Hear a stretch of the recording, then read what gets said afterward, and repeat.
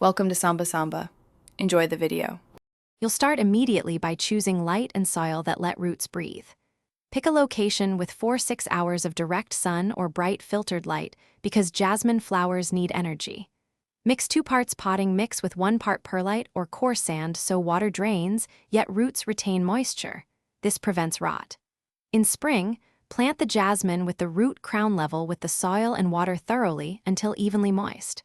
Once done, place a stake or trellis to guide growth and reduce transplant shock. You now need to keep the routine: water, feed, and train the vines. Water about once a week, more in heat, less in cool weather.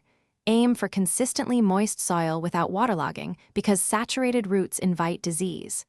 Feed every 4-6 weeks during active growth with a balanced fertilizer at half strength to promote flowers rather than excessive foliage. For structure, tie new canes to a trellis or support.